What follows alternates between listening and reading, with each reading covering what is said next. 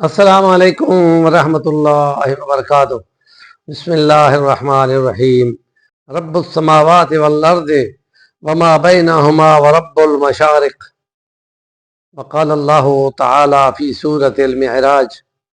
لا اقسم برب المشارق والمغارب انا لقادرون۔ وقال اللہ تعالی فی سورۃ الرحمن رب المشرقین ورب المغربین۔ صدق اللہ العظیم۔ سیرت نبی صلی اللہ علیہ وسلم اور قرآن مجید الہامی کتاب اللہ پاک کی، اور اس میں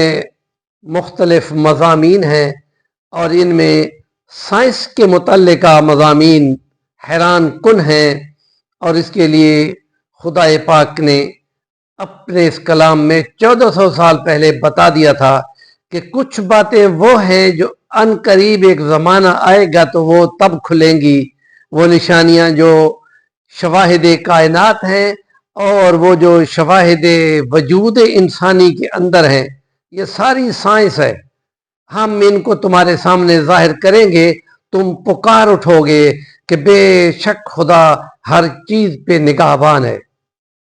اور سورۃ رحمان میں باقاعدہ فرمایا کہ اللہ رب پالنے والا، لمحہ لمحہ کی ضرورت کو پورے کرنے والا رب ہوتا ہے، جو تھوڑے تھوڑے ٹائم کے بعد جو ضرورت بنتی ہے اس کو پورا کرنا، اس کے تقاضے پورے کرنے رب ہونا، پالنا، حاجت پوری کرنا اور رب ہوتا ہے۔ وہ یہ کہتا ہے کہ زمین کے اندر جو سورج کے نکلنے کی جگہ ہوتی ہے اس کو مشرق کہتے ہیں، اور مشرق تو ایک ہی ہوتی ہے، لیکن گرمی اور سردیوں میں سورج کے نکلنے کے مقام الگ الگ ہیں، اور اس کے لیے اس کو کہا کہ وہ رب جو ہے دو مشرقوں کا، اور ظاہر ہے اتنی ہی دو مغربیں ہو جائیں گی جہاں جا کے ڈوبتا ہے، لیکن اس کے لیے پھر فرما دیا نہیں، میں قسم اٹھاتا ہوں اور رب المشارق کی والمغارب کی۔ تو پھر آپ اندازہ لگائیں کہ کائنات کے اندر ہماری اس گلیکسی کے کہکشاں، ملکی وے کہکشاں اس کو کہتے ہیں، یا اس کو فلکیات کی زبان میں M31 کہتے ہیں، وہ اس کے اندر کتنے سورج ہیں اور ہر سورج کے ساتھ کتنی زمینیں ہیں۔ تو وہ تو خدا کہتا ہے قسم ہے آسمان کی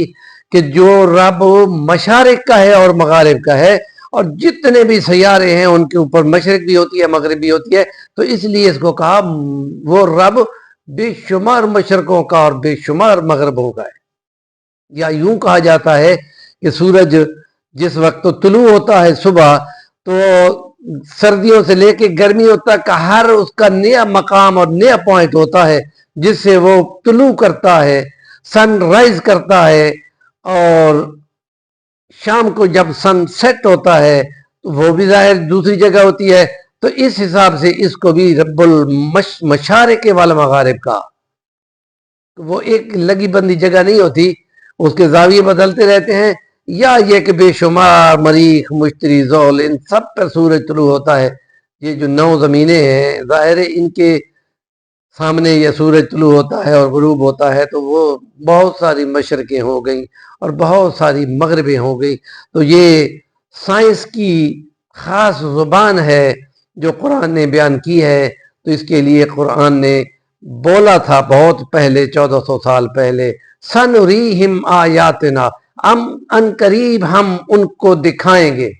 آیاتنا اپنی نشانیاں، خدا ان کو نشانیاں کہتا ہے، شواہد کائنات کو، اور جو قرآن مجید میں اتری ہیں ان کو تلک آیات اللہ ہے، یہ اللہ کی نشانی آیات ہیں، نتلوہا علیک، ہم اس کو تلاوت کرتے ہیں تم پر، یہ تلاوت والی آیات ہیں اور وہ دکھانے والی آیات ہیں، اور ان میں تضاد نہیں ہو سکتا۔ کیوں؟ بنانے والا بھی وہی خدا ہے، اتارنے والا بھی وہی خدا ہے۔ اس لیے ہم کہتے ہیں کہ غیر مسلم سائنسدان مسلمان ہو گئے یہ دیکھتے ہوئے کہ کتنا ربط ہے ان کی آیات میں، کہ ایک چیز دوسری چیز سے ٹکراتی نہیں ہے، اور اسی چیز کو قرآن نے اپنا معجزہ بیان کیا ہے، وَلَوْ كَانَ مِنْ عِنْدِ غَيْرِ اللَّهِ لَوَجَدُوا فِيهِ اخْتِلَافًا كَثِيرًا۔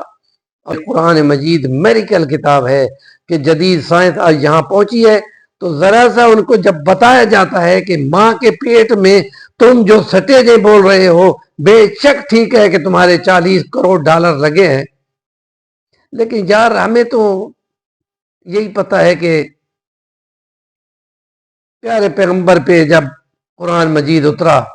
غار ہرا میں، اور اس کے بعد 6600 اس پہ اتری ہے کہ جس کی صفت ہے امی، اس کو لکھنا اور پڑھنا نہیں آتا تھا،